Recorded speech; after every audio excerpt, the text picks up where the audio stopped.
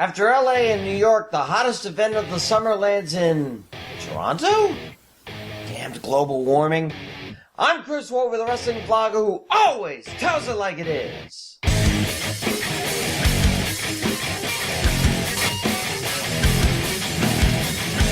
Yeah, I'm sure I wasn't the only one to WTF when I heard Toronto would host the 32nd SummerSlam, but it's not the first time they've hosted it. It was last up there 15 years ago. It was where all three Dudleys beat a trio of cruiserweights. Kurt Angle made Eddie Guerrero tap, and Randy Orton became the youngest ever World Heavyweight Champion. And of course, given how things are going meteorologically, people will be running into the Maple Leafs games in the wintertime just to cool off. Anyway, just like Extreme Rules, we have title matches, we have feuds starting, and we have a geezer returning for one more match. Let's hope my prognosticating stays hot as well. Here are my official, unofficial, official predictions for SummerSlam 2019. Okay, let's get this over with. Dolph Ziggler versus Goldberg. A fellow fan told me that Goldie didn't want to go out on a loss like he did in Saudi Arabia a few months ago. So why does the WWE's version of the Joker have to be the victim? I mean, did Miz's passport expire or something? I was really looking forward to a Miz-Ziggs match. Instead, we pretty much have a squash match. It'll be short but anything but sweet.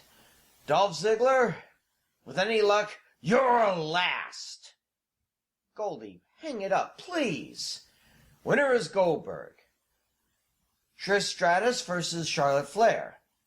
Lest we forget, Toronto's Trish's freaking backyard. If this match took place in North Carolina, I could see it very differently.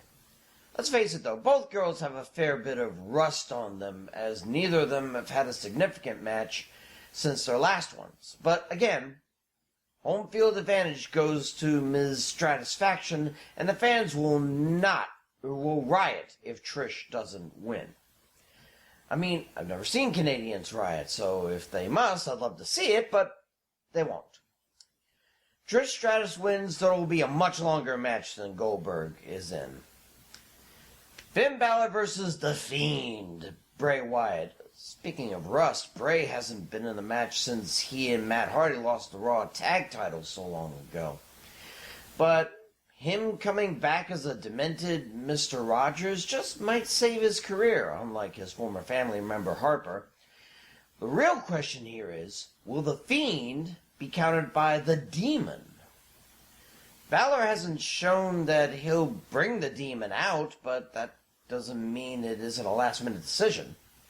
Does Balor just want to go in as himself to see just how bad the Fiend is and then bring out the Demon in the rematch? That's the vibe I'm getting. Besides, if Wyatt's going to get back in the swing, he needs to start with a win. So the Fiend wins this time. Kevin Owens versus Shane McMahon with Owens' WWE career on the line. Shane beat Owens before with a job on the line a year and a half ago. Of course, Shane had help from Daniel Bryan, and Owens had Sami Zayn. One thing I am not sure of is this stone cold turn Owens has taken over the last few months. Please tell me he's not going to end up chugging Molson's at the end of the match.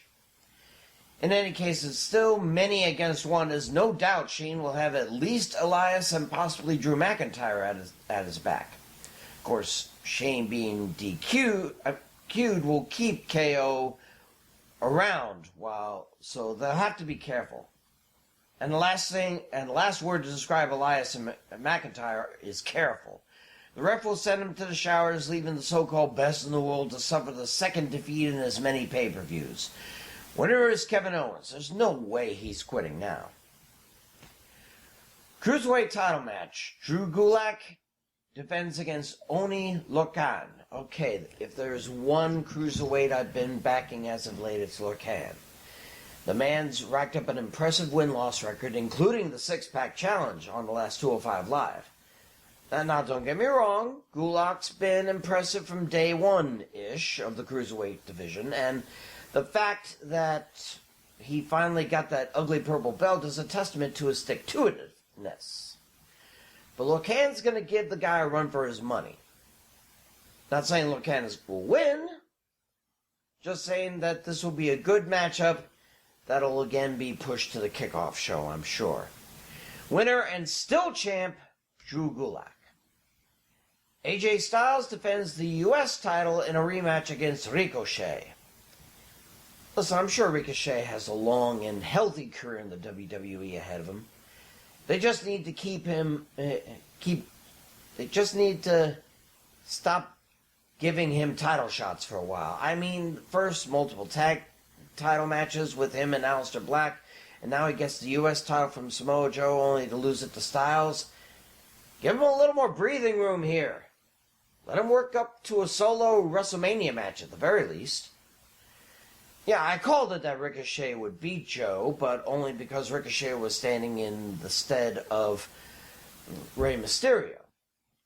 If that didn't affect my pick, if those two no-good brothers looking over Styles' shoulder sure would, no way someone like Ricochet gets past those walking trash compactors.